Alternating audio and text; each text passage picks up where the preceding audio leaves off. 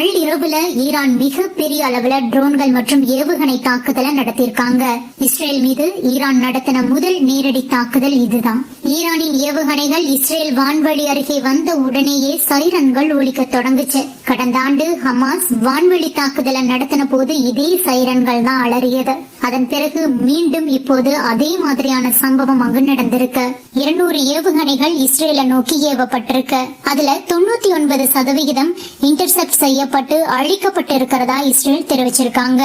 Iran ராணுவம் இஸ்ரேலின் பாதுகாப்பு படை தளத்தின் மீது சரமாரியா அந்த ஏவுகணை தாக்குதலை நடத்தினாங்க. இதை சமாளிக்கிறதுக்கு இஸ்ரேல் சுமார் 1.35 பில்லியன் அமெரிக்க டாலரை செலவு செய்திருக்கிறதா தகவல் வெளியாகி உள்ளது. இது தொடர்பா இஸ்ரேல் பாதுகாப்புத்துறை ஒரு அறிக்கை வெளியிட்டிருக்காங்க.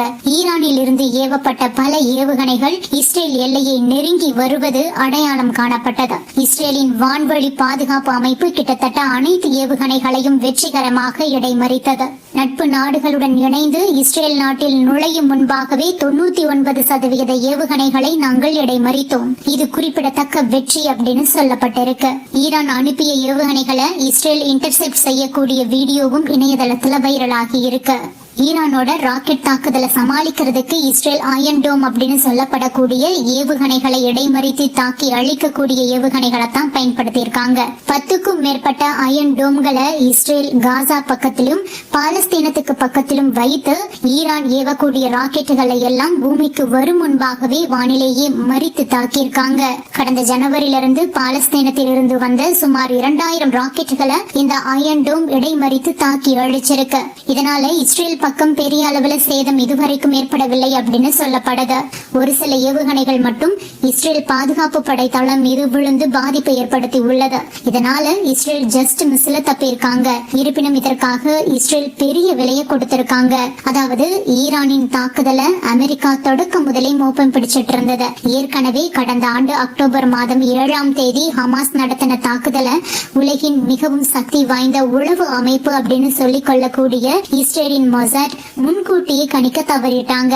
எனவே ஈரான் தாக்குதலையும் கணிக்க தவறவிடக் கூடாது அப்படிங்கறதுக்காக அமெரிக்காவும் இஸ்ரேலும் கண்ணில் விளக்கெண்ணையை ஊத்திக்கிட்டு நோட்டம் விட்டுக்கிட்டு இருந்தாங்க. எதிர்பார்த்தபடி நேற்றிரவு ஈரான் ஏவுகணைகளையும் ட்ரோன்களையும் சூப்பர் சோனிக் ஏவுகணைகளையும் ஏவுனாங்க.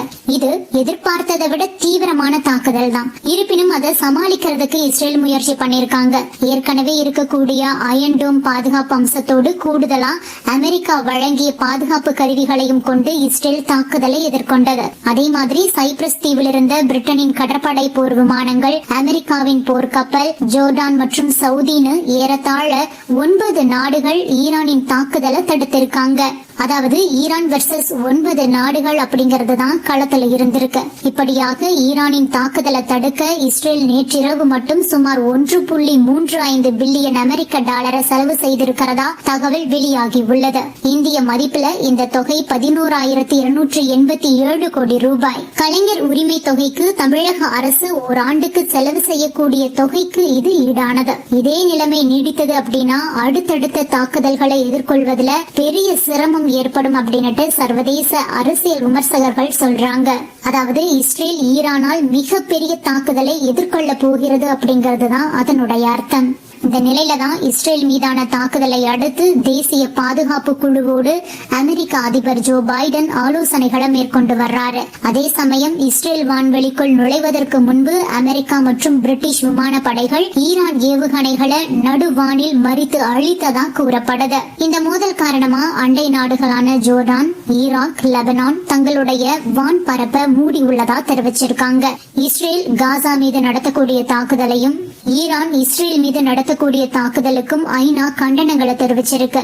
மத்திய கிழக்கு நாடுகள் இடையே பெரிய அளவுல மோதல் நிகழாமல் தடுக்க இரு தரப்பும் தாக்குதலை உடனடியாக நிறுத்த வேண்டும் அப்படின்னு கோரிக்கை வைக்கப்பட்டிருக்கு. இந்த நிலையில தான் ஈரானோட foreign ministry France, Germany, UK உள்ளிட்ட நாடுகளின் தூதர்களுக்கு சம்மன் அனுப்பி இருக்கு. ஏன்னா இந்த நாடுகள் எல்லாம் தான் தற்போது இஸ்ரேலுக்கு உதவி பண்ணிட்டு இருக்காங்க. தேவைப்பட்டதுன்னா இஸ்ரேல் மட்டும் அல்ல, இஸ்ரேலுக்கு உதவக்கூடிய நாடுகள் மீதும் நாங்கள் தாக்குதல் நடத்துவோம் அப்படின்னு சொல்லியிருக்காங்க ஈரான். இந்த நிலையில தான் காசா உள்ளிட்ட பாலஸ்தீன பகுதிகள்ல இருக்கக்கூடிய மக்கள் ஈரான் தற்போது இஸ்ரேல் மீது தாக்குதல் நடத்தியதை கொண்டாடக்கூடிய வீடியோக்களும் தற்போது சமூக வலைதளங்கள்ல பரவிக்கிட்டு இருக்கு. ஈரானின் இஸ்லாமிக் ரெவல்யூஷனரி காட் கார்ப்ஸோட கமாண்டர் ஹுசைன் சலாமி என்ன சொல்லிருக்காருன்னா, ஈரான் தங்களின் நலனுக்காகவும் குடிமக்களுக்காகவும் இஸ்ரேல் மீது பதிலடி கொடுக்க எப்போதும் தயங்காது. ஈரானின் நலனுக்காக இஸ்ரேல் மீது நடத்தக்கூடிய தாக்குதல் தொடரும் அப்படின்னு சொல்லியிருக்காரு. ஈரானின் பிரசிடென்ட் இப்ராஹிம் ரைசி என்ன சொல்லியிருக்காருன்னா, யூதர்களும் அவர்களுக்கு ஆதரவாக நடந்து கொள்ளும் நாடுகளும் பொறுப்பில்லாமல் நடந்து கொண்டால் அதற்கான விளைவுகளை கண்டிப்பாக சந்திப்பார்கள். நாங்கள் அனைத்திற்கும் தயாராக இருக்கிறோம் அப்படின்னு சொல்லியிருக்காரு. ஈரான் அதிபர் சொல்வதை வைத்து பார்க்கும்போது இன்னும் தாக்குதல் தொடரத்தான் போகுது அப்படிங்கறது தெரிய வருது. இந்த விவகாரம் தொடர்பா இந்தியா ஒரு அழைப்பு விடுத்திருக்காங்க. உடனடியாக பதற்றத்தை குறைக்கும் நடவடிக்கைகளில் இரண்டு நாடுகளும் ஈடுபட வேண்டும். இஸ்ரேல் ஈரான் இடையே ஏற்படும் மோதல் அந்த பகுதியில் நிலவும் பிராந்திய அமைதி மற்றும் பாதுகாப்பை அச்சுறுத்தக்கூடிய வகையில் இருக்கிறது. இது கவலை அளிக்கிறதுன்னு இந்தியா சொல்லியிருக்காங்க. ஈரான் தாக்குதல் தொடர்பா மத்திய வெளியுறவுத்துறை அமைச்சகம் வெளியிட்டிருக்கக்கூடிய அறிக்கையில இஸ்ரேல் மற்றும் ஈரானுக்கு இடையேயான பகை அதிகரித்திருக்கிறது. பிராந்தியத்தில் அமைதி மற்றும் பாதுகாப்பிற்கு அச்சுறுத்தல் ஏற்படுவது குறித்து நாங்கள் கவலைப்படுகிறோம். உடனடியாக தீவிரத்தை குறைக்கவும், அங்கு கட்டுப்பாட்டை கடைபிடிக்கவும், வன்முறையிலிருந்து பின்வாங்கவும் அழைப்பு விடுக்கிறோம். தூதரக ரீதியிலான பேச்சுவார்த்தையை மேற்கொள்ளுங்கள். அதற்காக நாங்கள் அழைப்பு விடுக்கிறோம் அப்படின்னுட்டு ஈரான் இஸ்ரேல் ஆகிய இரண்டு நாடுகளுக்கும் நம்ம இந்தியா கோரிக்கை வச்சிருக்காங்க. இந்த நேரத்துல ஈரான் இஸ்ரேலில் இருக்கக்கூடிய இந்தியர்களுக்கும் எச்சரிக்கை கொடுக்கப்பட்டிருக்கு. பிராந்தியத்தில் உள்ள எங்களது தூதரகங்கள் அங்குள்ள இந்தியர்களோடு நெருங்கிய தொடர்பில் இருக்கின்றன. பிராந்தியத்தில் பாதுகாப்பு மற்றும் ஸ்திரத்தன்மை பேணப்படுவது இன்றியமையாத ஒன்று அப்படின்னு சொல்லியிருக்காங்க நம்ம இந்தியா. அடுத்து இஸ்ரேலுக்கும் ஈரானுக்கும் இடையே பதற்றம் அதிகரித்திருக்கக்கூடிய இந்த சூழ்நிலையில் இந்தியா மற்றும் மேற்கத்திய நாடுகளுக்கு இடையேயான விமான போக்குவரத்து கடுமையா பாதிக்கப்பட்டிருக்கு. இந்தியா மற்றும் உலக நாடுகளில் இருக்கக்கூடிய விமான சேவை நிறுவனங்கள் ஈரான் வான் பரப்ப தவிர்க்கிறதுக்கு முடிவு பண்ணிருக்காங்க. ஏர் இந்தியா உள்பட பல விமான நிறுவனங்களும் புதிய வழித்தடங்களை பின்பற்றி வர்றாங்க. இதன் காரணமா இந்தியாவுக்கும் மேற்கு நாடுகளுக்கும் இடையேயான பயண நேரம் சுமார் 1 மணி நேரம் அதிகரிச்சிருக்கு.